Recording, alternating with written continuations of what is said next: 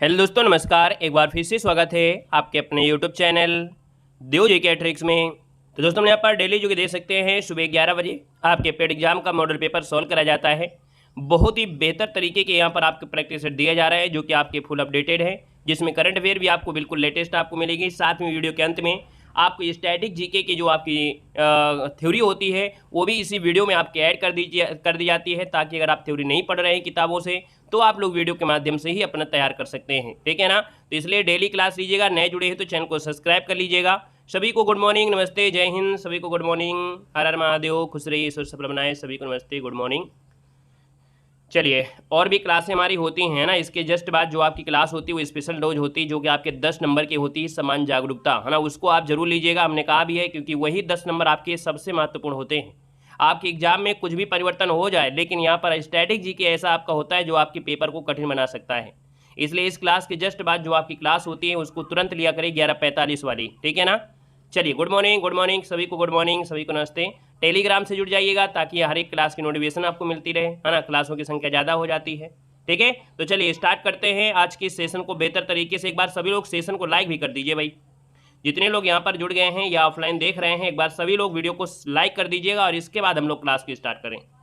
चलिए, good morning. तो चलिए स्टार्ट करते हैं। पहला क्वेश्चन आपसे कह रहा है हैदराबाद राज्य का संस्थापक कौन था। चलिए फटाफट जवाब देना है। आपसे कह रहा है हैदराबाद राज्य का संस्थापक इनमें से कौन था। इसका जो राइट आंसर बनेगा इनमें से क्या हो जाएगा। चलिए, वेरी गुड, बहुत अच्छे बहुत अच्छे। देखिए 1 नंबर का जो ऑप्शन आ गया है सी नंबर बिल्कुल राइट हो जाएगा। यहाँ पर हो जाएगा चिनकिलिच खां हो जाएगा। क्या हो जाएगा? चिनकिलिच खां, जिसका ऑप्शन आया है यहाँ पर राइट आंसर सी हो जाएगा। चिनकिलिच खां का एक और नाम था, एक दूसरा नाम था निजामुल्क। क्या? निजामुल्क अशजाह, ये इसका उपनाम था। और अगर पूछे कि भाई हैदराबाद जो स्वतंत्र राज्य था इसकी स्थापना कब हुई थी, तो आपके 1724 में। कब हुई थी? 1724 में हुई थी। आगे बढ़िए, क्वेश्चन आपसे अगला पूछा गया है। कह रहा आपसे कि सिकंदर ने भारत पर जो आक्रमण किया ये कब किया था। चलिए, सभी को जय हिंद, सभी को जय हिंद, सभी को वेलकम है। जितने भी लोग नए लोग जुड़ते हैं, जय हिंद के साथ साथ चैनल को सब्सक्राइब भी करें। ठीक है, देखो सिकंदर ने भारत पर जो आक्रमण किया था ये कब किया था। यहाँ पर 2 को ऑप्शन देखिए आने शुरू हो गए और आपका जवाब क्या हो जाएगा? सी नंबर बिल्कुल सही जवाब है। यहाँ पर 326 ईस्वी पूर्व, जिसका भी ऑप्शन आया बिल्कुल राइट हो जाएगा। यहाँ पर देखो सिकंदर जो था कहाँ का था। सिकंदर यूनान के मकदूनिया प्रांत का निवासी था। कहाँ का? मकदूनिया। कभी कभी क्वेश्चन आपसे ऐसे डायरेक्ट पूछ लेगा बिल्कुल कि कहाँ का था, तो आप कहें मकदूनिया का था। ठीक है ना? आगे बढ़िए, क्वेश्चन आपसे अगला पूछा गया है। कह रहे अर्थशास्त्र ग्रंथ की विषय वस्तु क्या है। अर्थशास्त्र ग्रंथ की जो विषय वस्तु है क्या? क्वेश्चन नंबर यहाँ पर 3 ऑप्शन लॉक कीजिएगा। देखिए यहाँ पर आंसर क्या हो जाएगा, तो आपके अर्थशास्त्र में क्या है, यहाँ पर जो दिया गया है ऑप्शन डी, यहाँ पर राज्य एवं प्रशासन नीति। अब आपके दिमाग में एक बात घूम रही होगी कि आर्थिक अर्थात अर्थशास्त्र में हम लोग इकोनॉमिक्स पढ़ते हैं, जैसे पैसे ऐसे लेन देन। नहीं, यहाँ पर आपका जो अर्थशास्त्र था इसमें क्या है कि कौटिल्य के, ये क्या है, कौटिल्य ने क्या किया था, अपने प्रशासन के बारे में, अपने राज्य के बारे में जो नीतियाँ था उसको इसमें लिखा था। कहा जाता है कि जो आपकी कौटिल्य के अर्थशास्त्री इतनी आपके यूजफुल थे कि अगर सो रही हो जनता, क्या पूरा अगर इनका राज्य सो रहा हो और अचानक कोई आक्रमण कर दे और इनसे कहा जाए कि भैया जल्दी जल्दी चलो, तो ये केवल कहेंगे कि चार्ट निकाल लीजिए, उस चार्ट के अनुसार ही क्या करना है, आपको सेना सजा देना है, और पूरी युद्ध जीत जाते थे। तो यहाँ पर याद रखिए, इसको ऑप्शन डी बनेगा। आगे बढ़िए, क्वेश्चन आपसे दिया गया है कि पूना की जो संधि हुई थी ये कब हुई थी। चलिए बताइएगा कि पूना की जो संधि हुई ये कब हुई थी। 4 को ऑप्शन दीजिएगा। 4 का ऑप्शन क्या हो जाएगा, तो ऑप्शन बनेगा ये नंबर जून 1817 में। नोट कर लीजिएगा कि जून 1817 इसका जो ऑप्शन है आपका राइट हो जाएगा ए नंबर। अगर जून भी पूछ लेता है तो आपको बताना है 13। क्या बताना है? 13 जून 1817 को अंग्रेजों और बाजीराव द्वितीय किसके बीच हुई थी पूना की संधि, तो अंग्रेजों और बाजीराव द्वितीय के बीच आपकी ये संधि हुई थी। ठीक है, चलिए गुड मॉर्निंग। अगला बताइएगा, कह रहा है बक्सर के युद्ध के बाद अंग्रेजों को निम्न में से क्या लाभ हुआ। भाई जो बक्सर का युद्ध हुआ इसमें अंग्रेजों को लाभ हुआ, कुछ ना कुछ तो फायदा हुआ होगा। ये फायदा हुआ था ये कि बंगाल में दीवानी का अधिकार यहाँ पर मिल गया था। मतलब अंग्रेजों को बंगाल, बिहार, उड़ीसा के जो दीवानी है वो अधिकार इनको प्राप्त हो गया। तो ऑप्शन बी नंबर इसका राइट हो जाएगा। ठीक है, चलिए ओम नमः शिवाय। अगला क्वेश्चन दिया गया है कि महात्मा गांधी को सर्वप्रथम राष्ट्रपिता किसने कहा था। चलिए कमेंट करें जल्दी से कि महात्मा गांधी को राष्ट्रपिता जो कहा वो किसने कहा। क्वेश्चन नंबर 6 लॉक किया जाए जल्दी से। जवाब देखिए लगभग सभी का आ गया है। यहाँ पर आंसर जो आपका होगा डी नंबर है, सुभाष चंद्र बोस जिन्होंने जवाब दिया है बिल्कुल राइट हो जाएगा। और आगे बढ़ते क्वेश्चन आपसे अगला पूछा गया है। यहाँ पर दिया गया है कि आचार्य विनोबा भावे किस आंदोलन में भाग लेने के दौरान प्रथम बार गिरफ्तार हुए थे। देखिए कितना अच्छा क्वेश्चन है, समझ कर जवाब दीजिएगा। कह रहा है महात्मा विनोबा भावे थे, एक इस आंदोलन में भाग लेने के कारण प्रथम बार गिरफ्तार हुए। प्रथम बार गिरफ्तार दिया है, इसको ऑप्शन सी हो जाएगा। सविनय अवज्ञा आंदोलन बताना है। क्या बताना है? सविनय अवज्ञा आंदोलन, जो कि आपके 1930 में, कब? 1930 में, याद रखिएगा कि इन्होंने भाग लिया था और इसी के दौरान ये प्रथम बार गिरफ्तार हुए थे। तो ऑप्शन है आपका सी नंबर। अब अगला जो क्वेश्चन आपका आ रहा है, वो क्वेश्चन से एक क्वेश्चन आपका बनना ही बनना है, ठीक है, एक क्वेश्चन यहाँ से बनना ही बनना है। जय हिंद भाई, जय हिंद, वेलकम है। वीडियो को लाइक भी कर दीजिएगा जितने लोग यहाँ पर जुड़ गए हैं, है ना। यहाँ पर देखिए ऑफलाइन देखते हैं तो ऑफलाइन भी, ऑनलाइन है तो ऑनलाइन भी लाइक करिएगा, ठीक है। लगातार सभी लोग सपोर्ट करते रहिएगा। चलिए देखो दिया गया कौन सी घटना सबसे पहले घटित हुई। तो देखिए सबसे पहले आप क्या बताएंगे, यहाँ पर बताएंगे जो साइमन कमीशन आया था। साइमन कमीशन जो आया, साइमन कमीशन कब आया था? ये आया था 3 फरवरी। क्या आया था? 3 फरवरी, और डेट याद रखिएगा 1928। क्या? 1928 को, ठीक है। वहीं पर अगर हम बात से बात करते हैं कौन सा, यहाँ पर जो आपका दांडी मार्च हुआ, ये दांडी मार्च कब हुआ था? तो ये हुआ था आपके कह सकते हैं 12 मार्च को। ये हुआ था 12 मार्च 1930 को हुआ था। वहीं पर गांधी इरविन समझौता जो हुआ, ये कब हुआ था? तो ये 5 मार्च 1931 को हुआ था, ठीक है। भारत छोड़ो आंदोलन कब हुआ था? तो 9 अगस्त 1942 में। मतलब देखा जाए तो इसमें से आपको दिया गया है जो कि ऑप्शन सी वाला इसका राइट हो जाएगा, ठीक है। कौन सा? ऑप्शन सी इसका राइट हो जाएगा। और आगे बढ़िए, क्वेश्चन दिया गया है, कह रहा है एक गुप्त सभा के रूप में अभिनव भारत की स्थापना किसने की थी?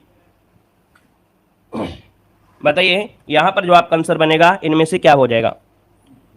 चलिए, एक गुप्त सभा के रूप में अभिनव भारत की जो स्थापना की थी, 9 नंबर में ऑप्शन क्या हो जाएगा? B number. ये है आपके कौन? वी.डी. सावरकर। याद रखिए, वी.डी. सावरकर की अगर बात करते हैं तो ऑप्शन राइट हो जाएगा आपका बी नंबर। इन्होंने गुप्त समाज की स्थापना की कब? तो आपके दोस्तों याद रखिए 1904, इसका आंसर है राइट हो जाएगा, ठीक है। आगे बढ़िए, क्वेश्चन आपसे अगला पूछा गया है, कह रहा आपसे सूची फर्स्ट को सूची सेकंड से क्या करना है? सुमेलित करना है। देखिए यहाँ पर आपका दिया गया क्रांतिकारी और दिया फांसी स्थल। कौन से क्रांतिकारी को कहाँ पर फांसी हुई थी? देखिए राम प्रसाद बिस्मिल की अगर बात करते हैं तो राम प्रसाद बिस्मिल यहाँ पर क्या हो जाएगा? राम प्रसाद बिस्मिल, बताइए क्या हो जाएगा? गोरखपुर हो जाएगा। गोरखपुर की अगर बात करते हैं तो यहाँ पर ये हो जाएगा। अगर राजेंद्र लोहड़ी की बात करते हैं तो राजेंद्र लोहड़ी आपके गोंडा से, तो यहाँ पर 3 हो जाएगा। जो रोशन सिंह थे ये इलाहाबाद से हैं, रोशन सिंह इलाहाबाद जो कि प्रयागराज से। और वहीं पर अशफाक उल्ला खां ये फैजाबाद अयोध्या, तो यहाँ पर क्या हो जाएगा? फैजाबाद अयोध्या। तो इस प्रकार से इसका क्रम बन जाएगा, ठीक है। चलिए नमस्ते भाई, नमस्ते। आगे बढ़िए, क्वेश्चन दिया गया है, कह रहा आपसे यहाँ पर कि विंध्य शैलों में जिनके बृहद भंडार पाए जाते हैं वो आपके कौन हैं? मतलब विंध्य के जो आपकी चट्टाने हैं, विंध्य के शैल है, वहाँ पर जो भंडार पाए जाते हैं वो किस चीज़ के पाए जाते हैं? यहाँ पर जो आप देना है। चलिए देखिए यहाँ पर जो आंसर आपका है इसमें क्या है? बलुआ पत्थर, है ना, सैल और चूना पत्थर। मतलब ऑप्शन जो आपका है यहाँ पर ए नंबर इसका राइट हो जाएगा। आगे बढ़ते हैं, क्वेश्चन आपसे अगला पूछा गया है कि भारत में लौह अयस्क निम्न से किस क्रम की शैलों में पाए जाते हैं? अर्थात जो लौह अयस्क पाए जाते हैं ये भारत में कौन सी शैलों में पाए जाते हैं, किस प्रकार के शैल चट्टानों में? तो दोस्तों यहाँ पर जो धारवाड़ चट्टान है, क्या धारवाड़ जो चट्टाने हैं यहाँ पर पाए जाते हैं लौह अयस्क, जो कि ऑप्शन है आपका सी नंबर है राइट हो जाएगा। और आगे बढ़ते हैं, क्वेश्चन आपसे दिया गया है, कह रहा है भारत में निम्न में से किस वर्ष को जननांकी विभाजन कहा जाता है?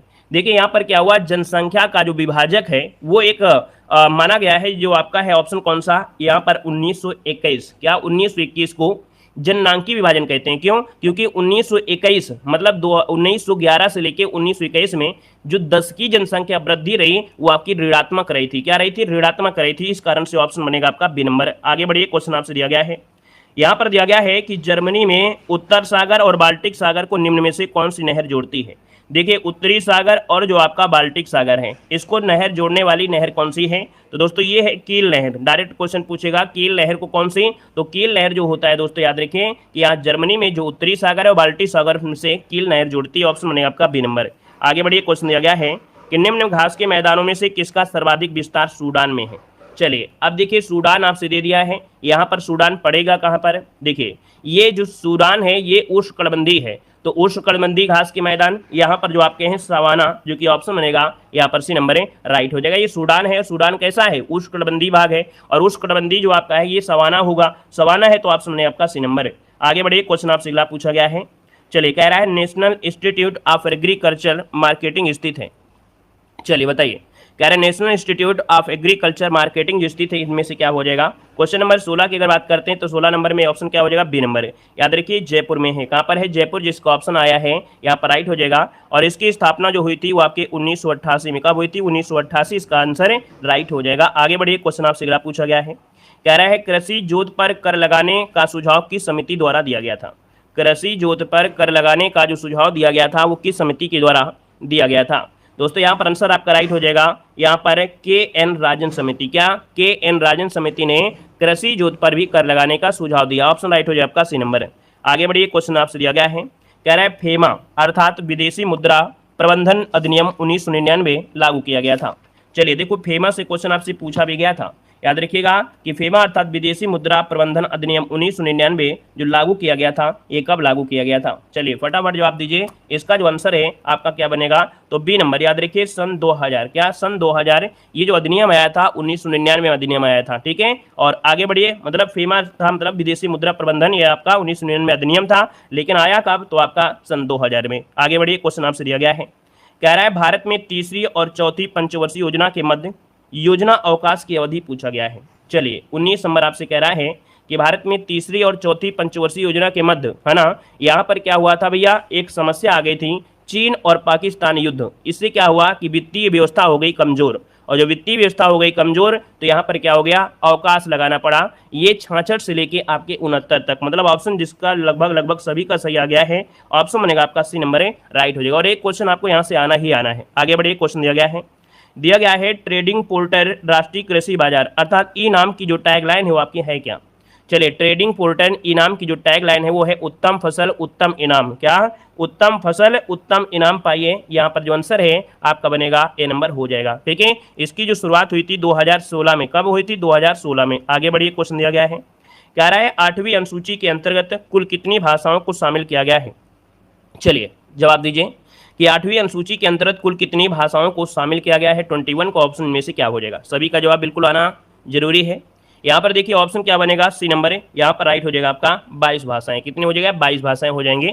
और दोस्तों यहाँ पर मालूम है जो 14 भाषाएं वो प्रारंभ में ही आपके शामिल कर ली गई थी। ठीक है, आगे बढ़िए, क्वेश्चन आपसे अगला पूछा गया है, कह रहा है भारत के राष्ट्रपति व उपराष्ट्रपति के निर्वाचन के लिए न्यूनतम आयु कितनी होनी चाहिए?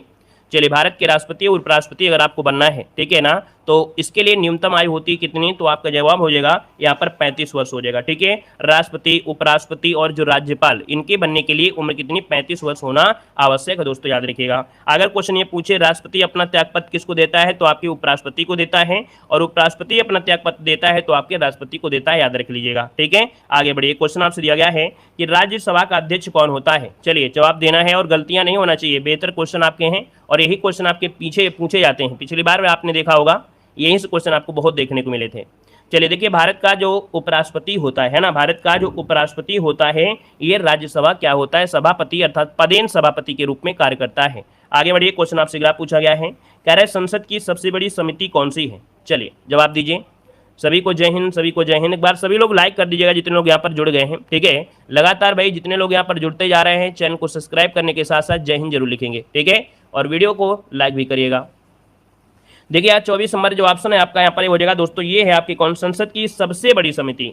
सबसे बड़ी समिति आपसे पूछा गया है। चलिए इसमें से आपका आंसर हो जाएगा प्राक्कलन समिति। कौन? प्राक्कलन समिति जो ऑप्शन है यहाँ पर आपका ये नंबर इसका राइट हो जाएगा। इसमें क्या होते हैं? 30 सदस्य होते हैं। कितने? लोकसभा के ही होते हैं, लोकसभा के ही होते हैं और 30 सदस्य होते हैं। लेकिन अगर आप लोग जवाब दे रहे हैं लोक लेखा समिति तो इसमें तो 22 होते हैं। ठीक है ना, तो इसका आंसर आपका ये हो जाएगा और इसमें आपके लोकसभा के ही सदस्य होते हैं। यहाँ पर आगे बढ़िए, क्वेश्चन आपसे अगला पूछा गया है।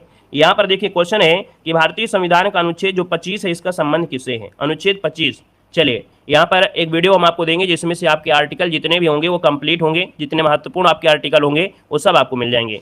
देखिए ऑप्शन क्या हो जाएगा? डी नंबर, धार्मिक स्वतंत्रता का अधिकार। ऑप्शन जो आपका डी नंबर है राइट हो जाएगा। मतलब दोस्तों यहाँ पर होता है कि सभी व्यक्तियों को अंतःकरण की स्वतंत्रता और धर्म के अबाध रूप से मनाने, आचरण प्रकट करने की स्वतंत्रता यहाँ पर दी गई है। आर्टिकल नंबर आपके यहाँ पर देखा जाए 25 में। एक शब्द आपने सुना होगा सॉरी, मतलब जो आपकी सेना है, सेना क्या करते, मतलब जो आपके थे कौन? जो ईसाई वो होते हैं, सिख लोग होते हैं। तो सिख लोग क्या करते हैं? एक देखते हो कृपाण धारण करते हैं, कृपाण जिसे बोलते हैं, थोड़ी सी चाकू लिए रहते हैं, है ना। ये अनिवार्य है, वो लोगों को कहा गया है पंच ककार के लिए।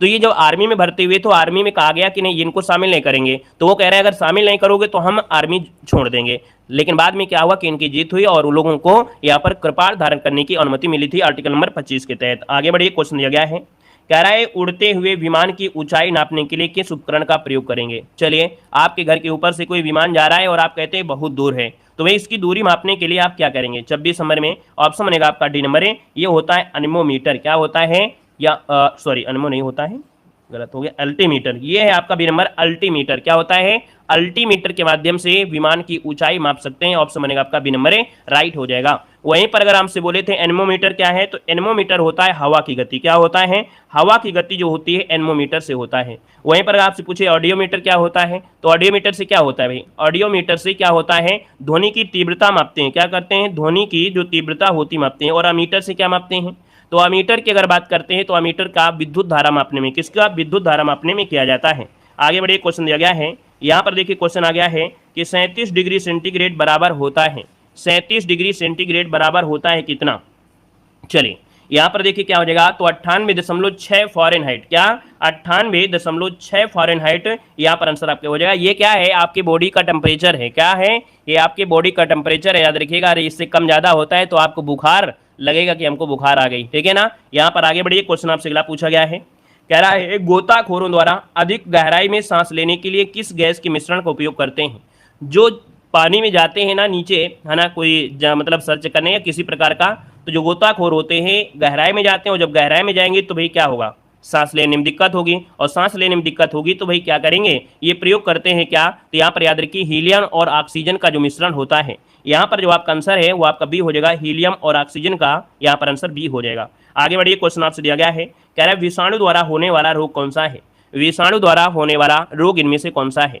चलिए, विषाणु द्वारा होता है कौन सा, जो आपका है पोलियो। यहाँ पर जो आंसर है वो आपका बनेगा डी नंबर। पोलियो जो होता है ये आपके विषाणु से होता है, याद रखिए। अदर जो होते हैं वो आपके जीवाणुओं से होते हैं। आगे बढ़िए, क्वेश्चन आपसे दिया गया है, कह रहे चेचक के टीके की जो खोज किया था वो किसने किया था। बताइएगा कि चेचक के टीके की जो खोज किया था दोस्तों, यहाँ पर किसने किया था। बहुत ही अच्छा क्वेश्चन आपका आ गया है, और पिछली बार भी यहाँ से क्वेश्चन आपका बना था।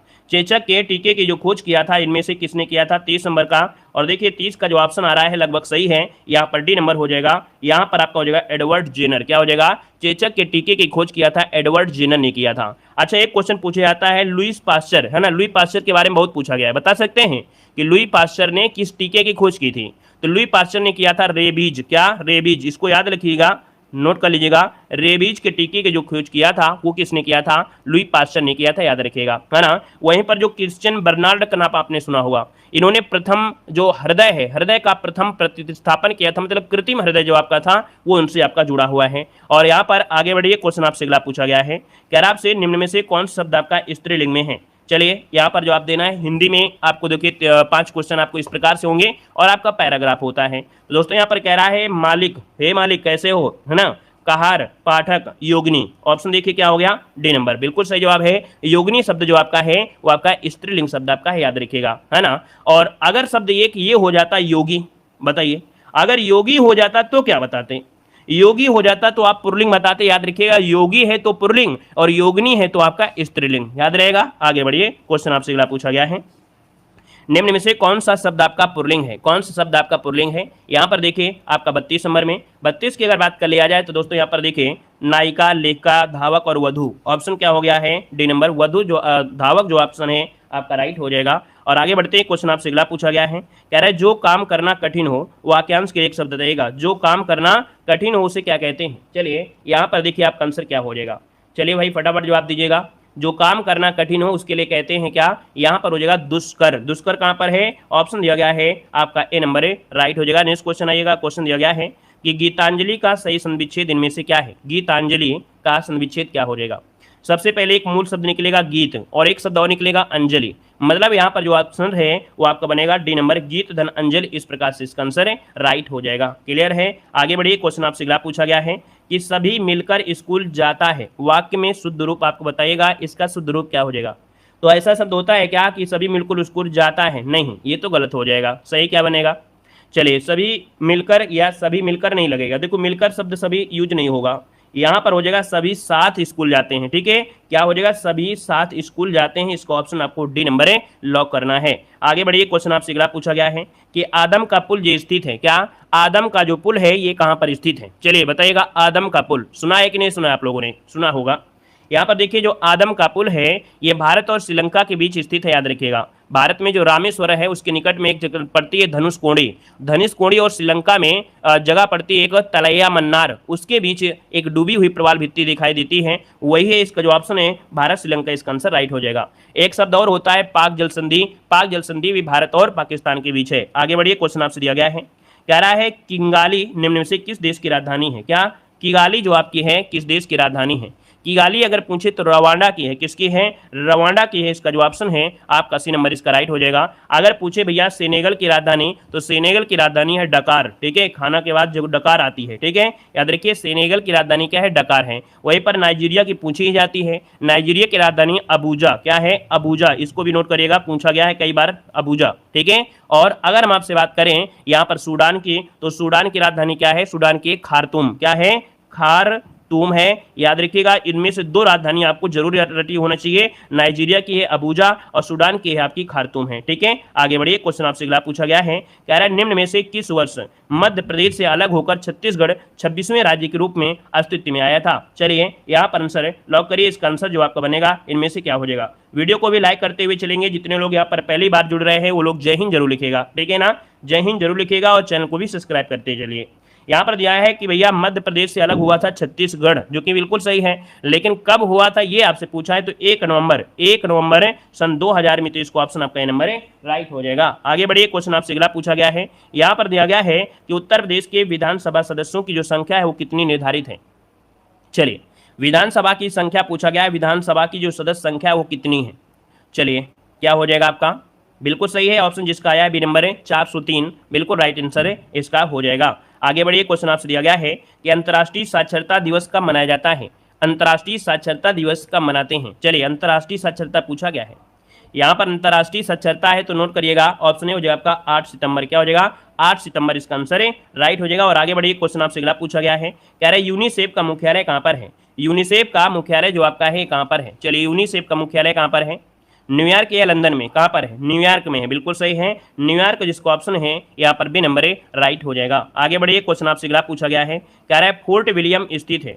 चलिए फोर्ट विलियम जो कि आपके एक कॉलेज था, फोर्ट विलियम कॉलेज, जो कि आपके कोलकाता जो कि पश्चिम बंगाल में, तो इसका जो ऑप्शन आ रहा है बी नंबर है बिल्कुल राइट हो जाएगा आपके कोलकाता में। आगे बढ़िए, क्वेश्चन आपसे अगला पूछा गया है कि चेकमेट शब्द किस खेल से जुड़ा है। चेकमेट शब्द किस खेल से जुड़ा हुआ है, नोट करिएगा। चेकमेट शब्द आपके शतरंज से, जैसे चेस होता है ना वैसे शब्द आपको है, यहाँ पर आपका हो जाएगा शतरंज, आपका आंसर राइट हो जाएगा। शतरंज में कुछ और भी पॉइंट होते हैं, जैसे होता है क्या विषय या गैम्बिट या नाइट, है ना, फिडे, ये शब्द आपके शतरंज से ही होते हैं। आगे बढ़िए, क्वेश्चन दिया गया है, कह रहा है home in the world A memoir के लेखक इनमें से कौन है। क्या कह रहा है, home in the world A memoir के जो लेखक हैं वो आपके कौन हैं। यहाँ पर देखिए आपका आंसर क्या बनेगा, चलिए नोट करिएगा, इसका जो आंसर बनेगा वो डी हो जाएगा, ये अमर्त्य सेन की है। क्या है, अमर्त्य सेन, इसका आंसर आपका राइट हो जाएगा। और आगे बढ़िए, क्वेश्चन आपसे दिया गया है कि नेशनल कैडेट कोड की स्थापना कब हुई थी, एनसीसी की जो स्थापना हुई ये कब हुई थी। यहाँ पर याद रखिए 1948, क्या हो जाएगा 1948, जो कि ऑप्शन है यहाँ पर भी नंबर है 1948 में हुई थी, याद रखिए, है ना। इसका उद्देश्य क्या था कि जो आपके भारत की रक्षा के लिए जो युवक है युवतियां हैं उनको जागरूक किया जाए, आत्मरक्षा के लिए इनको तैयार किया जाए, ठीक है। और इनका जो आदर्श वाक्य था एकता और अनुशासन, क्या था, एनसीसी का जो आपका आदर्श वाक्य है एकता और अनुशासन है। कह रहा है कि आंकोसेरसियासिस को खत्म करने वाला पहला अफ्रीकी देश इनमें से कौन बना है। चलिए जवाब देना है, अगर आपको आंसर आ रहा है तो आप लोग आंसर कमेंट करिएगा, अन्यथा हम तो आपको बताते ही चलेंगे। करंट अफेयर जरूरी नहीं कि आपको आ भी रही हो, है ना, तो इसलिए अगर आपको करंट अफेयर आए तो आप लोग कमेंट करिएगा, नहीं तो सुनते जाइएगा अच्छी तरीके से। और एक बार जैसे ही क्लास खत्म हो वैसे बात तुरंत इसको देख लीजिएगा। देखिए आपका पहला क्वेश्चन है और आपसे कह रहा है कि आंकोसेरसियासिस को खत्म करने वाला पहला अफ्रीकी देश इनमें से कौन बना है। तो वन की बात करते हैं दोस्तों, यहाँ पर देखिए आपके जवाब आए हैं, है ना। यहाँ पर ये है आपका नाइजर, जो कि अफ्रीका का पहला देश है जिसने आंकोसेरियासिस को खत्म किया है।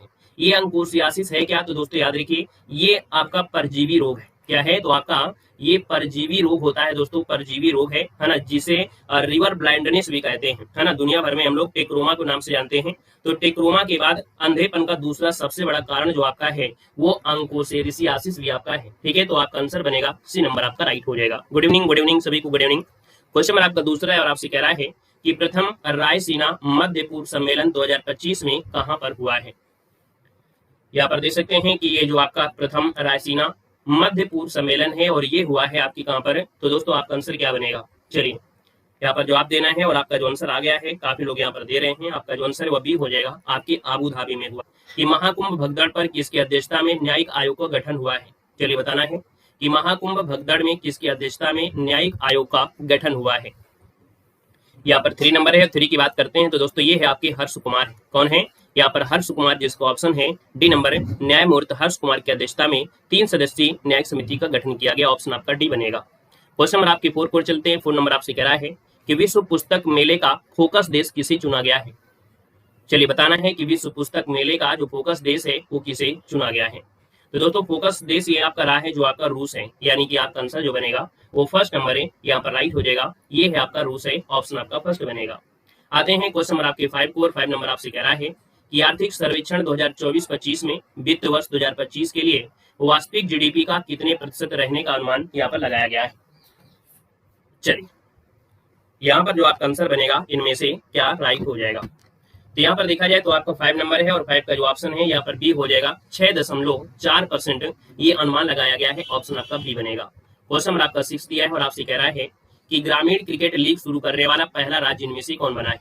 जिस प्रकार से आईपीएल है उसी प्रकार से ये आपका शुरू हुआ है ग्रामीण क्रिकेट लीग, यानी यहाँ पर देखा जाए तो ऐसा करने वाला जो आपका राज्य बना है ना, वो कौन है? तो आपका बिहार है, ऑप्शन डी हो जाएगा कि बिहार में ये लीग शुरू करने का उद्देश्य है कि गांव, स्कूल, कॉलेज, ब्लॉक स्तर से जो खिलाड़ी हैं उनको खोजा जा सके, तो ऑप्शन आपका डी राइट हो जाएगा।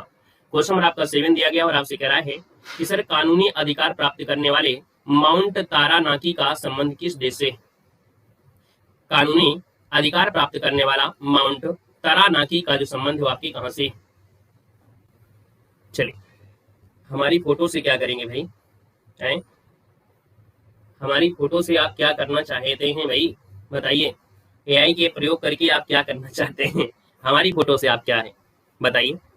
कह रहे कानूनी अधिकार प्राप्त करने वाले माउंट तारानाकी का जो संबंध है वो आपकी किस देश से है? 7 नंबर दिया है और 7 की बात करते हैं तो आप कहेंगे सर ये है आपका न्यूजीलैंड है ना। न्यूजीलैंड का जो माउंट तारानाकी है इसको कानूनी अधिकार दे दिया गया है ना।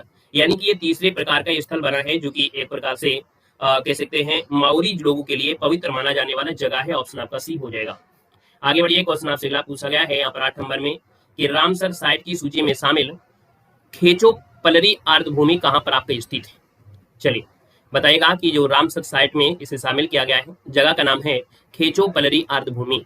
ये जो आपकी आर्द्रभूमि है वो आपकी कहाँ पर है? 8 नंबर है और 8 नंबर का ऑप्शन सी हो जाएगा, ये है आपकी सिक्किम में है और इसके लिए आप लोग 3 स्टार यहाँ पर दीजिएगा, यानी कि बिल्कुल आईएमपी है, आप लोग समझ लीजिए, इसको आपको नोट कर लेना है। क्लियर है? तो ऑप्शन नंबर आपका सी यहाँ पर राइट हो जाएगा।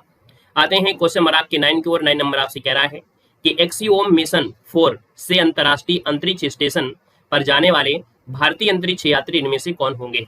चलिए यहाँ पर जो आप दीजिएगा 9 नंबर है और 9 की अगर हम बात कर लेते हैं तो फिर आपका आंसर फर्स्ट हो जाएगा। इनका नाम है शुभांशु शुक्ला। क्या नाम है? शुभांशु शुक्ला है, जो कि एक्सियोम मिशन 4 के से अंतर्राष्ट्रीय अंतरिक्ष स्टेशन पर जाने वाले ये पहले भारतीय अंतरिक्ष यात्री हैं, ऑप्शन नंबर आपका फर्स्ट राइट हो जाएगा। आते हैं क्वेश्चन नंबर आपसे अगले को, और क्वेश्चन नंबर आपका 10 दिया गया है और आपसे कह रहा है कि colonel C K Naidu lifetime achievement पुरस्कार से किसे सम्मानित किया गया है? यहाँ पर 10 नंबर की बात करते हैं तो 10 नंबर की बात करते हैं तो ऑप्शन आपका बी हो जाएगा। ये हैं आपकी सचिन तेंदुलकर जी हैं, जिनको colonel C K Naidu lifetime achievement पुरस्कार से सम्मानित किया गया है, ऑप्शन आपका बी राइट है। बढ़िए, जो कि आपको पॉइंट आ गए हैं। हमने बताया कि हमारी डेली की क्लास आपको ज्वाइन करना है, डेली क्लास में ही कुछ ना कुछ आपको लास्ट में जरूर पढ़ाते हैं, तो बस ध्यान से आपको सुनना है, ठीक है ना। पीडीएफ के लिए टेलीग्राम ज्वाइन करिए, देव जीके ट्रिक्स। देखो दिया गया है कि प्रथम परमाणु रिएक्टर कौन था, बहुत क्वेश्चन पूछे जाते हैं। भारत का प्रथम परमाणु रिएक्टर कौन था? तो कहेंगे अप्सरा। कौन है? अप्सरा हो जाएगा। अगला है प्रथम परमाणु पनडुब्बी कौन सी है? तो भारत की प्रथम परमाणु पनडुब्बी कौन सी है? तो आईएनएस चक्र। क्या हो जाएगा? आईएनएस चक्र हो जाएगा। अगला दिया है प्रथम पनडुब्बी पूछा गया है, प्रथम पनडुब्बी पूछे तो आपको बताना है आईएनएस कलवरी। क्या? आईएनएस कलवरी। और आगे बढ़िए, अगला पॉइंट आपसे यहाँ पर दिया गया है, कह रहा है प्रथम विमान वाहक पोत। भारत का प्रथम विमान वाहक पोत कौन सा है? आईएनएस विक्रांत। क्या हो जाएगा? आईएनएस विक्रांत। अगला पूछे कि प्रथम मध्यम दूरी की मिसाइल यहाँ पर पूछा गया है, तो प्रथम मध्यम दूरी वाली मिसाइल है आपकी अग्नि। कौन है? अग्नि हो जाएगी। प्रथम मिसाइल पूछे तो आपको पृथ्वी बताना है। क्या बताना है? पृथ्वी बताना है। प्रथम आणविक केंद्र पूछा है तो प्रथम आणविक केंद्र कौन सा है? आपका तारापुर है। क्या है? तारापुर हो जाएगा। अगला है प्रथम समाचार पत्र। सब कुछ आपको अभी देखने को मिलेगा, लगेगा कि नहीं, यहीं से क्वेश्चन बहुत आते हैं। कह रहा है प्रथम समाचार पत्र कौन सा है? तो ये बंगाल गजट था, जो कि आपके 1780 में जेम्स हेकी के द्वारा। अगला है प्रथम विश्वविद्यालय कौन था? भारत का प्रथम विश्वविद्यालय कौन है? तो यहाँ पर याद रखिए नालंदा विश्वविद्यालय। क्या हो जाएगा? नालंदा विश्वविद्यालय। अगला है प्रथम दूरदर्शन, बताइएगा भारत का प्रथम दूरदर्शन केंद्र में से तो आपके नई दिल्ली में जो आपके 1959 में ये स्थापित हुआ था, ये प्रथम दूरदर्शन। और अगली क्वेश्चन दिया गया है कि प्रथम मूक फिल्म कौन सी है? मूक मतलब होता है जो बोल ना पाता हो, और जो बोल ना पाता हो दोस्तों मतलब यहाँ पर है प्रथम मूक फिल्म थी आपकी राजा हरिश्चंद्र। दोस्तों ये बिना आवाज की फिल्म थी, है ना, लोग देख रहे थे और हंस रहे थे, ठीक है ना। यहाँ पर आंसर आपका है राजा हरिश्चंद्र हो जाएगा। निर्माता इसके थे दादा साहब फाल्के दोस्तों, जो कि 1913 में। आगे बढ़िएगा कि प्रथम बोलती फिल्म कौन सी थी? यहाँ पर बोलती फिल्म को बोलते हैं टॉकी फिल्म, कभी कभी टॉकी शब्द जोड़ देते हैं। तो यहाँ पर याद रखिएगा आलम आरा, और इसके निर्देशन कौन थे? ईरानी थी, याद रखिएगा आरदेशियन ईरानी 1931। अगला बताइए कि प्रथम टेक्निकल जो आपकी फिल्म थी, प्रथम टेक्निकलर जो आपकी है वो आपकी कौन थी? यहाँ पर याद रखिए झांसी की रानी, जो कि 1950 में आपकी हुई थी। अगला, देश में पहली बार दूरदर्शन जो हुआ था रंगीन कार्यक्रम, इसका प्रसारण कब किया गया था? देश में पहली बार दूरदर्शन में रंगीन कार्यक्रम आया था 15 अगस्त 1982 को, 15 अगस्त 1982 को। अगला पॉइंट दिया गया है कि प्रथम 3D फिल्म कौन थी? प्रथम 3D फिल्म जो थी वो कौन थी? माय डियर कुट्टी। क्या? माय डियर कुट्टी चातन, ये 1984 में आई थी। अर्थात अगला है प्रथम प्रायोजित सीरियल कौन था? तो दोस्तों याद रखिए पहला सीरियल दोस्तों याद रखिए हम लोग, ठीक है, हम लोग था। और अगला है कि प्रथम एशियाई खेल का आयोजन जो किया गया था भारत में, वो आपकी दोस्तों याद रखिए दिल्ली में। क्वेश्चन ये बहुत बार पूछा गया है, एक बार नहीं बहुत बार पूछा गया है कि प्रथम एशियाई का आयोजन कहाँ हुआ था? तो आपकी दिल्ली में 1951 में। अगला दिया गया प्रथम खुला विश्वविद्यालय, बताइएगा भारत में प्रथम खुला विश्वविद्यालय इनमें से कौन था? तो भारत में याद रखिएगा कि प्रथम विश्वविद्यालय था doctor BR Ambedkar open university, जो कि आपकी तेलंगाना में है। अगला आपसे दिया गया है प्रथम हाई स्पीड ग्रामीण ब्रॉड बैंक जो नेटवर्क है, इसकी स्थापना हुई थी आपके दोस्तों इदुक्की, जो कि आपकी केरल में। ये प्रथम हाई स्पीड ग्रामीण ब्रॉड बैंड नेटवर्क आपका है। और अगला दिया गया है दोस्तों विश्व में प्रथम, है ना। अब विश्व में प्रथम आपके दिए गए हैं। तो दोस्तों दिखाया है वनों की कटाई पर प्रतिबंध लगाने वाला प्रथम देश कौन सा है? और इस देश को यहाँ पर धन्यवाद देना चाहेंगे, क्योंकि भाई वनों को नहीं काटना चाहिए, क्योंकि वनों से ऑक्सीजन है और वनों से ही सब कुछ है ना। यहाँ पर देखो दिया गया है वनों की कटाई पर प्रतिबंध लगाने वाला प्रथम देश दोस्तों आपका नॉर्वे है। कौन है? नॉर्वे हो जाएगा। अगला है धातु के खनन पर प्रतिबंध लगाने वाला प्रथम देश कौन है? तो धातु के खनन अर्थात धातुओं का जो खनन हो रहा है पृथ्वी से निकाल रहे हैं, और जब निकालेंगे तो कहीं ना कहीं क्या होगा, इधर उधर जमीन होगी, मतलब कहीं ना कहीं भूकंप आने के चांस होंगे, भूस्खलन होगा, लोगों की मृत्यु होगी। तो दोस्तों ये है एल सल्वाडोर ने धातु के खनन पर प्रतिबंध लगाया। अगला देखो दिया गया है कि जीवाश्म ईंधन के प्रयोग को पूर्णतः प्रतिबंध करने वाला ये आपका देश कौन सा है? तो जीवाश्म ईंधन का प्रयोग करने वाला मतलब प्रतिबंध लगाने वाला ही ये आयरलैंड है, आयरलैंड। यहाँ पर देखो पुस्तक मुद्रित करने वाला देश कौन सा है? भाई पुस्तक सबसे पहले जिसने मुद्रित किया वो किसने किया था?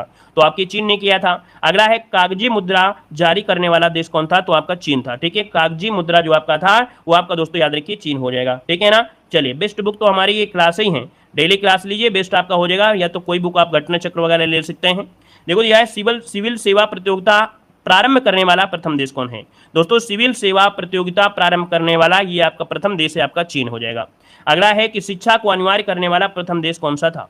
शिक्षा को अनिवार्य करने वाला प्रथम देश है दोस्तों प्रसा। क्या हो जाएगा? प्रसा। दोस्तों ऐसे याद रखिएगा कि भैया प्रसाद दोगे तो बच्चे क्या होंगे? आएंगे स्कूल, है ना। तो इसलिए शिक्षा जरूर आएगी, तो प्रसा से हो जाएगा, याद रहेगा। अगला दिया गया है कि संविधान लिखने वाला प्रथम देश कौन था? संविधान लिखने वाला प्रथम देश संयुक्त राज्य अमेरिका हो जाएगा। अगले आते हैं, अगला पॉइंट आपसे कह रहा है कि गुट निरपेक्ष आंदोलन के प्रथम सम्मेलन का आयोजन स्थल पूछा गया है। गुट निरपेक्ष आंदोलन के प्रथम सम्मेलन का आयोजन स्थल आपसे पूछा है, तो बेलग्रेड जो कि आपके सर्बिया में है, बेलग्रेड जो कि आपके सर्बिया में है। अगला दिया है कि विश्व के चारों ओर समुद्री यात्रा करने वाला प्रथम व्यक्ति कौन था? बताइएगा। ये चीजें आप डेली नहीं पढ़ते हैं कहीं पर, ठीक है ना, किताब उठा के भी नहीं देखेंगे, लेकिन हम आपको अपने मॉडल पेपर के अंत में ऐसी चीजें ऐड कर देते हैं जो आप पढ़ते नहीं और आते एग्जाम में है, ठीक है ना। वही हिस्ट्री, पॉलिटी, ज्योग्राफी। किसी से कहो तो कहेंगे अरे यार थ्योरी पढ़ ले तभी तो टेस्ट सीरीज लगाएंगे, कहेंगे हम पहले थ्योरी पढ़ लेंगे तभी तो टेस्ट सीरीज लगाएंगे, नहीं तो क्या मतलब है। लेकिन टेस्ट सीरीज लगाने से क्या हो जाता है, मॉडल पेपर लगाने से क्या होता है कि कैसे क्वेश्चन आते हैं उस पर फोकस भी आपका होता है, पढ़ने में मन भी लगता है कि हाँ ऐसे क्वेश्चन फंसते हैं। चलिए कह रहा आपसे विश्व के चारों ओर समुद्री यात्रा करने वाला प्रथम व्यक्ति था फर्डिनेंड मैगलन। कौन? मैगलन, यहाँ पर आंसर हो जाएगा मैगलन, ठीक है। आगे बताइएगा, कह रहे अंतरिक्ष में कृत्रिम उपग्रह का प्रक्षेपण करने वाला प्रथम देश में से कौन था? तो याद रखिएगा अंतरिक्ष में कृत्रिम उपग्रह का प्रक्षेपण करने वाला ये आपका रूस था दोस्तों, याद रखिए रूस हो जाएगा। अगला है कि ओलंपिक खेलों का आयोजन करने वाला यहाँ पर प्रथम देश कौन था, चलिए बताइएगा। ओलंपिक खेलों का आयोजन करने वाला प्रथम देश कौन था, यूनान। क्या तो हो जाए, यूनान, जो कि एथेंस में है। अगला दिया गया है कि प्रथम नगर जहां पर परमाणु बम गिराया गया था। तो दोस्तों याद रखिएगा, प्रथम नगर ये है परमाणु बम आपकी हिरोशिमा में, जो कि आपका हो जाएगा जापान में, हिरोशिमा। और दूसरा कौन था, नागासाकी। ठीक है, आगे बढ़िए। क्वेश्चन दिया गया है कि सर्वाधिक पशुओं वाला देश कौन सा है, सर्वाधिक पशुओं वाला देश कौन सा है, तो सर्वाधिक पशुओं वाला देश हो जाएगा यहाँ पर भारत। कौन हो जाएगा, भारत हो जाएगा। अगला है कि बैंक नोट जारी करने वाला प्रथम देश कौन सा है, बैंक नोट जारी करने वाला ये कौन सा है, तो आपका स्वीडन हो जाएगा। और अगला दिया गया है कि विश्व का प्रथम विश्वविद्यालय, देखिए ये विश्व का प्रथम विश्वविद्यालय है तक्षशिला विश्वविद्यालय। ठीक है, तक्षशिला विश्वविद्यालय हो जाएगा। अगला आपसे देखो दिया गया है, कह रहा है आपसे क्या, यहां पर दिया है वह देश जहां व्यक्ति को ऐच्छिक मृत्यु का अधिकार दिया गया। दोस्तों मतलब अपनी इच्छा के अनुसार वो मृत्यु हो सकता है, अर्थात मर सकता है अगर वो जिंदगी से ऊब गया हो तो। ठीक है ना, ये है आपका नीदरलैंड हो जाएगा दोस्तों। ठीक है ना, लेकिन आपको मालूम है भारत में कुछ समय पहले क्या रहा है कि अगर आप अपनी इच्छा अनुसार मृत्यु करना चाहते हो तो भी नहीं मर सकते हो। ठीक है, बिजली के तार में आप लटके हो और कहोगे हम मर रहे हैं, मर जाओ तो ठीक है, अगर बच गए तो जेल चले जाओगे। ठीक है, यहाँ पर अगला पॉइंट दिया गया है कि भारत में सर्वाधिक लंबा और बड़ा, यहाँ पर देखो दिया है कि भारत में सबसे लंबा जो सड़क पुल है वो आपका भूपेन हजारिका सेतु, जो कि आपका ढोला सादिया वाला है। ठीक है ना, ये 9.15 किलोमीटर असम और अरुणाचल के बीच आपका है। ठीक है ना, अच्छा ये जो आपके ये वाले पॉइंट हम आपको कल पढ़ाएंगे, लेकिन कुछ और अभी पॉइंट है, कुछ नहीं है, काफी पॉइंट अभी आपके हैं। यहाँ पर एक मंदिर दिया है त्योहारों का शहर। दोस्तों एक शब्द होता है त्योहारों का शहर, शहर किसे कहते हैं, तो आपके मदुरई को कहा जाता है। किसे कहा जाता है, मदुरई। यहाँ पर डेली त्योहार होते हैं, है ना। यहाँ पर आगे बढ़िए, अगला पॉइंट दिया गया है अंतरिक्ष का शहर कौन सा है, तो दोस्तों अंतरिक्ष का शहर हो जाएगा बेंगलुरु। क्या हो जाएगा, बेंगलुरु हो जाएगा। अब यहाँ पर थोड़ा फास्ट तरीके से यहाँ पर कुछ जो झीलें हैं हमने पढ़ाया भी है। देखो बुलर झील पूछे, बुलर झील कहाँ पर है, तो बुलर झील भारत की मीठे पानी की सबसे बड़ी झील है, जो कि आपके जम्मू कश्मीर में है। और ये गोखुर झील है, कैसी है, गोखुर झील है। अगला है कि डल झील कहाँ पर है, तो देखिए डल झील कहाँ पर है, आपके जम्मू कश्मीर में। कहाँ पर, जम्मू कश्मीर में। लोनार झील ये महाराष्ट्र में है। क्वेश्चन एक बनता है कि जो आपकी लोनार झील है ये कैसी झील है, ये क्रेटर झील है। कैसी है, क्रेटर झील है, मतलब कि ज्वालामुखी से निर्मित झील है आपकी। कौन सी, लोनार, ये आपके महाराष्ट्र में है। अगला दिया गया सांभर झील, सांभर झील जो कि आपकी देखिए कहाँ पर है, राजस्थान में है। और ये कैसी है, खारे पानी की झील है। कैसी है, खारे पानी की अंता झील है। यहाँ पर आंसर आपका ये हो गया। नक्की झील कहाँ पर है, तो नक्की झील के यहाँ पर है आपके राजस्थान में है। एक शब्द और होता है राजस, तो राजसमंद झील कहाँ पर है, आपके राजस्थान में, जिसमें एक शब्द आपको दिया है राज, और यहाँ भी दिया है राज, तो ये भी आपको याद हो जाएगा। अगला दिया गया चिल्का झील। देखिए चिल्का झील की अगर बात करते हैं तो ये जो झील है आपके कहाँ पर है, उड़ीसा में है। चिल्का झील कहाँ पर है, आपके उड़ीसा में है। और ये झील कैसी है, ये तटीय झील है, अर्थात इसे बोलते हैं लैगून झील। लैगून मतलब ये हुआ जो समुद्र किनारे जो भी आपकी झील होती हैं उनको तटीय भी कह देते हैं, इनको लैगून भी कह देते हैं। और ये भारत की लंबाई के हिसाब से देखा जाए तो भी आपकी सबसे बड़ी झील आपकी है चिल्का झील, और ये खारे पानी की झील है। लेकिन कभी कभी जब क्या होता है, बारिश का समय आता है तो इसमें पानी मीठा भी भर जाता है। ठीक है, तो परिवर्तन होता रहता है, लेकिन याद रखिए लैगून झील आपके उड़ीसा में। अगला है पेंगांग त्योसो झील, ये कहाँ पर है, तो आपके लद्दाख में। कहाँ पर है, लद्दाख में है। अगला है सिरोही झील, ये आपके राजस्थान में हो जाएगी। पुष्कर झील कहाँ पर है दोस्तों, पुष्कर झील है आपकी कहाँ पर, तो आपके राजस्थान में। कहाँ पर है, राजस्थान में। और अगला है रूपकुंड, रूपकुंड झील कहाँ पर है, तो रूपकुंड आपके कहाँ पर है, उत्तराखंड में है। देवताल कहाँ पर है, तो देवताल झील कहाँ पर है, आपके उत्तराखंड में। याद रखिए ताल से संबंधित कोई भी झील आ जाए, क्या, ताल से संबंधित, जैसे देवताल है, खुरताल हो गया, मतलब ताल अगर लगा है तो आपकी उत्तराखंड में ही आपकी झील होगी। ठीक है ना। अगर नाग से आ जाए तो नाग संबंधित अगर शब्द आता है तो ये जम्मू कश्मीर की झीलें हैं। ठीक है ना। चलिए यहाँ पर एक शब्द होता है भोजताल। अब आप कहेंगे सर आपने बताया है कि ताल शब्द आ जाए तो वो आपकी उत्तराखंड में होगा, लेकिन एक आपकी झील ऐसी है भोजताल, और भोज ये कहाँ से, आपके मध्य प्रदेश थे, तो भोजताल जो आपकी है ये मध्य प्रदेश में थी, तो इसको केवल याद रख लीजिएगा। अदर जहाँ भी ताल मिल जाए वो आपके उत्तराखंड जाना है। अगला देखो दिया गया है पेरियार झील। देखिए पेरियार झील की अगर बात करते हैं तो ये कैसी है, आपकी केरल में आपकी है। कहाँ पर है, केरल की आपकी झील है, केरल में आपकी है पेरियार। और अगला है बिम्बनाथ झील। देखिए बिम्बनाथ झील जो आपकी है यहाँ पर क्या होता है, ये केरल में है। और ये जो आपकी बिम्बनाथ झील है इसमें क्या होता है, नौकायान। आपने खेल सुना होगा कि जो ओणम होता है वहाँ पर दोस्तों क्या होता है, नौका दौड़ होती है। नौका दौड़ जो होती है बिम्बनाथ झील में ही आपकी होती है, याद रखेगा। ठीक है, आगे बढ़िए। अगला पॉइंट देखो दिया गया है, कह रहा है हमारे शरीर में सबसे बड़ा ज्वाइंट जो जोड़ होता है वो किस जगह पर होता है। हमारे शरीर में सबसे बड़ा ज्वाइंट जो होता है वो किस जगह पर, तो याद रखिए जो घुटना होता है, क्या घुटना होता है, यहाँ का ज्वाइंट सबसे बड़ा होता है, याद रखिएगा। अगला दिया गया है बिहू, ये किस राज्य का प्रसिद्ध त्योहार है। बिहू जो है ये किस राज्य का प्रसिद्ध त्योहार है, तो बिहू आपका है असम का है। और यहाँ से क्वेश्चन बनता है, ये 3 बार मनाया जाता है, साल में 3 बार होता है, मतलब कृषि से मतलब जब फसल कटती है तो फसल जब 3 बार होती है तो तीनों बार ये मनाया जाता है, याद रखिएगा, असम है। अगला है किस ग्रह को लाल ग्रह के नाम से जानते हैं, किस ग्रह को लाल ग्रह के नाम से जानते हैं। दोस्तों ये लाल ग्रह है आपका मंगल ग्रह है। याद रखिए क्वेश्चन होता है सबसे ज्यादा उपग्रह किसके हैं, चलिए कमेंट करें जल्दी से, सबसे ज्यादा उपग्रह या सबसे ज्यादा चंद्रमा कौन से ग्रह के हैं, बताइए जल्दी से कि सबसे ज्यादा यहाँ पर चंद्रमा या कह सकते हैं सबसे ज्यादा उपग्रह। याद रखिए कभी कोई क्वेश्चन में चंद्रमा शब्द दे देता है तो घबराइएगा नहीं कि यहाँ पृथ्वी का एक है तो चंद्रमा है और कहाँ से आएगा, उपग्रह को ही चंद्रमा कहते हैं। याद रखिए शनि, क्या हो जाएगा, शनि के आपके जो उपग्रह हैं वो किसके हैं, आपके शनि के सबसे ज्यादा है, लगभग 145 के लमसम है। वहीं पर जो आपका बृहस्पति है उसके लगभग आपके 94 या 95 के हैं करीब। ठीक है आगे बताइए, बृहस्पति नहीं है भाई, बृहस्पति के 94 लगभग 95 हैं, लेकिन शनि के सबसे ज्यादा हो चुके हैं। याद रखिए अपडेट क्वेश्चन। अगला दिया है भारत में सबसे पहले सूर्य किस राज्य में निकलता है। भारत में सबसे पहले जो सूर्य निकलता है वो अरुणाचल प्रदेश में निकलता है। कहाँ पर, अरुणाचल प्रदेश में निकलता है। अगला है किस जगह को दुनिया की छत के नाम से जानते हैं, किस जगह को दुनिया के छत के नाम से जानते हैं, तो आपके तिब्बत को जाना जाता है, तिब्बत को जानते हैं। अगला दिया है भारत की मुख्य भूमि का दक्षिणतम बिंदु या किनारा इनमें से कौन है। भारत की मुख्य भूमि का दक्षिणतम बिंदु या किनारा कौन सा है, तो ये है आपका कन्याकुमारी। ठीक है कन्याकुमारी इसका हो जाएगा। अगला दिया गया है सबसे बड़ा महासागर कौन सा है। अब सबसे बड़ा महासागर, तो दोस्तों याद रखिए भारत नहीं विश्व में सबसे बड़ा महासागर कौन है, प्रशांत महासागर है। दोस्तों याद रखिएगा प्रशांत महासागर में एक खाई है आपकी मेरियाना गर्त, कौन है, मेरियाना गर्त जो आपकी है वो आपकी इसी में है, जो सबसे गहरी आपकी खाई है। ठीक है अगला बताइएगा पंजाबी भाषा किस लिपि में लिखी जाती है, तो पंजाबी भाषा आपकी गुरमुखी लिपि में लिखी जाती है। अगला दिया गया है कि दुनिया में सबसे ज्यादा बोली जाने वाली भाषा आपकी कौन सी है, तो दोस्तों यहाँ पर अभी हमने बताया था कि सबसे पहले अंग्रेजी, अंग्रेजी के बाद यहाँ पर चाइना और चाइनीज के बाद आपकी हिंदी, मतलब पहले अंग्रेजी है फिर दूसरे में मंदारिन है और तीसरे में क्या है आपकी हिंदी है, याद रखिएगा। ठीक है अगला है हमारे दिमाग का 80% हिस्सा किससे बना होता है।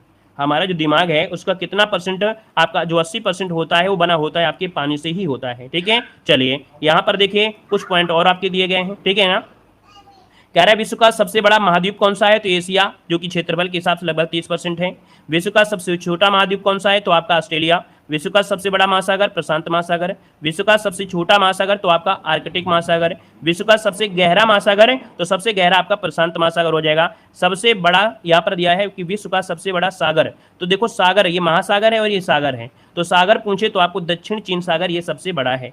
विश्व की सबसे बड़ी खाई कौन सी है, तो विश्व की सबसे बड़ी खाई है मैक्सिको की खाड़ी। विश्व का सबसे बड़ा द्वीप कौन सा है, तो यहाँ पर याद रखिए ग्रीनलैंड हो जाएगा, सबसे बड़ा द्वीप हो जाएगा। विश्व का सबसे बड़ा द्वीप कौन सा है, तो आपका इंडोनेशिया में बहुत ज्यादा आपके हैं। ठीक है ना, और अगला है कि विश्व की सबसे लंबी नदी कौन सी है, तो विश्व की सबसे लंबी नदी कौन सी है, नील नदी है। विश्व की सबसे बड़ी अपवाह क्षेत्र के हिसाब से कौन सी है, तो विश्व में सबसे बड़ी अपवाह क्षेत्र हिसाब से अमेजन नदी है। अमेजन जो आपकी है अमेजन हो जाएगा दक्षिण अमेरिका में। विश्व की सबसे बड़ी सहायक नदी तो आपकी मेडिरा नदी है, जो कि अमेजन की आपकी सबसे बड़ी है। इस प्रकार से देख सकते हैं कि आपने टेस्ट पेपर को सॉल्व किया, आपने देखा कि मॉडल पेपर में करंट अफेयर भी अपडेटेड रहे, साथ में यहाँ पर देखा जाए स्टैटिक जीके जो आपकी देख सकते हैं कि इस प्रकार से हम आपको पढ़ा रहे हैं। डेली क्लास अगर लेते रहेंगे, अगर आप किताबों से भी नहीं पढ़ेंगे तो भी आप महत्वपूर्ण तैयारी आप लोग कर सकते हैं। जो स्टैटिक जीके हमारा लक्ष्य है कि आपकी जीके को मजबूत करना है, आपके जो तैयारी है उस पर मेहनत करना है ना, क्योंकि अगर मैथ आप लोग नहीं पढ़ रहे हैं तो थोड़ा सा मेहनत हमको भी करना पड़ेगा आप लोगों के प्रति, थ्योरी के माध्यम से हो या ऑब्जेक्टिव के माध्यम से। इसलिए आप लोग भाई हर चीज़ तैयारी करते रहे, क्योंकि एग्जाम में हर चीज़ आना जरूरी होता है। जब सब कुछ बराबर होगा तभी आपका एग्जाम निकलेगा। ठीक है ना, तो इस प्रकार से क्लास कंप्लीट होती है। सेशन को लाइक कर दीजिए और अगली क्लास में आ जाइए तुरंत। अगले क्लास में सभी लोग आइए, नोटिफिकेशन देखो आए और ना आए, लेकिन जो लिंक आपको दी जा रही है, दी गई है ऊपर है ना, उस पर आप लोग क्लिक करके अगली क्लास में आ जाइए, क्योंकि अगली क्लास आपकी समान जागरूकता यानी 10 नंबर की क्लास आपकी है ना, 10 नंबर की क्लास है और यही सबसे महत्वपूर्ण आपकी क्लास होती है। अभी से लेते रहेंगे तो ज़्यादा क्लासें होंगी नहीं और बेहतर तरीके से आपके हो जाएंगे। बाद में आपकी यहाँ पर देखा जाए तो आपकी मैराथन क्लासें देंगे तो और भी आपका रिवीजन हो जाएगा। ठीक है, तो तुरंत आइए अगली क्लास में। सभी को धन्यवाद, सभी को जय हिंद, वंदे मातरम।